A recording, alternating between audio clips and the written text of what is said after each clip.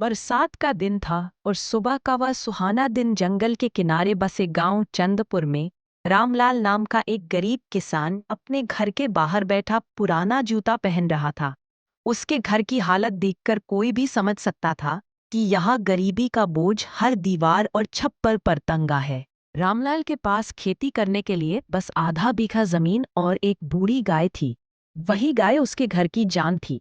हर दिन वह गाय को जंगल के किनारे ले जाता ताकि वह हरी घास चर सके। गाय के दूध से ही रामलाल अपनी पत्नी और 2 बच्चों का पेट पालता था। एक दिन रामलाल ने गाय की रस्सी खोली और धीरे धीरे जंगल की तरफ ले चला। जंगल में धूप की किरणें पेड़ों के पत्तों से छनकर जमीन पर पड़ रही थी, जैसे किसी ने हरे कालीन पर सुनहरी छींटे डाल दी हों। गाय ने घास चबाना शुरू किया और रामलाल पास में बैठकर बांस की टोकरियां बनाने लगा। वह टोकरी बेचकर थोड़ा बहुत अतिरिक्त पैसा कमा लेता था। वह सोच रहा था कि आज गांव में मेले का दिन है। अगर 2-3 टोकरी बिक जाएं तो बच्चों के लिए आज मिठाई भी ले चलेंगे। इसी बीच जंगल के अंदर से घोड़ों के टापों की आवाज सुनाई दी। गांव के लोग जानते थे कि आसपास का जंगल राज्य के राजा का शिकार करने का इलाका है। राजा अमर प्रताप को शिकार का बहुत शौक था।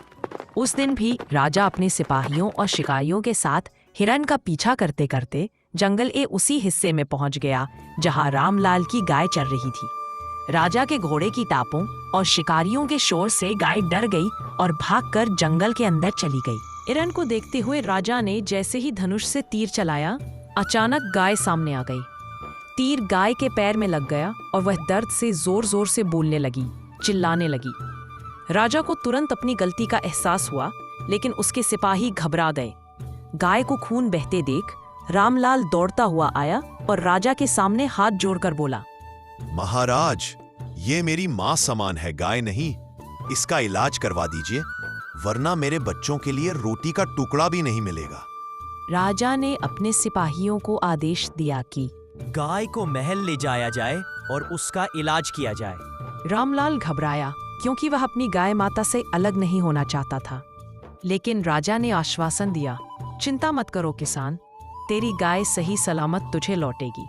राजा के स्वर में अधिकार था, पर उसमें एक सच्ची जिम्मेदारी भी झलक रही थी। रामलाल को पहली बार लगा कि शायद राजा गरीबों की परेशानी समझता है। महल के अस्तबल में गाय को ले जाकर वैद्य ने उसका इलाज शुरू किया। तीर निकालकर घाव को दवा से साफ किया गया और पट्टी बांधी गई। राजा ने कहा कि गाय पूरी तरह ठीक होने तक किसान महल में ही रहे और उसकी देखभाल करे। रामलाल के लिए यह अनुभव अजीब था। उसने कभी इतने बड़े महल में कदम नहीं रखा था। महल में रहते हुए भी रामलाल ने आलस्य नहीं किया। वह सुबह गाय को चारा देता, अस्तबल साफ करता और सिपाहियों की मदद करता। राजा ने यह देखा और एक दिन पूछा, रामलाल, तू इतने मेहनती क्यों है, जबकि यहाँ तुझे कोई मजबूरी नहीं है? रामलाल ने झुककर कहा, महाराज, मेहनत मेरी आदत है। मैंने सीखा है कि बिना मेहनत के किसी का भी पेट नहीं भरता, चाहे वह किसान हो या राजा। रामलाल की बातें राजा के दिल को छू गईं। उसे एहसास हुआ कि वह अक्सर शिकार और महल की सुविधाओं में इतना खो जाता है कि अपने राज्य के गरीब किसानों की मेहनत और संघर्ष को भूल जाता है। राजा ने तय किया कि वह किसानों की हालत सुधारने के लिए कुछ करेगा। 2 हफ्ते में गाय पूरी तरह ठीक हो गई। राजा ने गाय को सोने की घंटी और नया रस्सी पहनाकर रामलाल को सौंपा।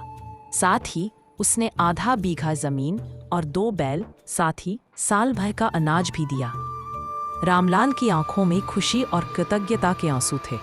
रामलाल गांव लौट आया और अपनी मेहनत और ईमानदारी से खेती करने लगा। गाय अब भी उसके घर की जान थी, लेकिन अब उसके पास साधन भी थे।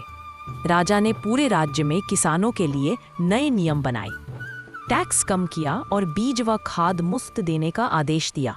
कहानी यहाँ खत्म होती है, लेकिन ये सच्चाई छोड़ जाती है। गलती मानकर उसे सुधारना ही सच्ची महानता है, और मेहनत करने वाला कभी खाली हाथ नहीं लौटता।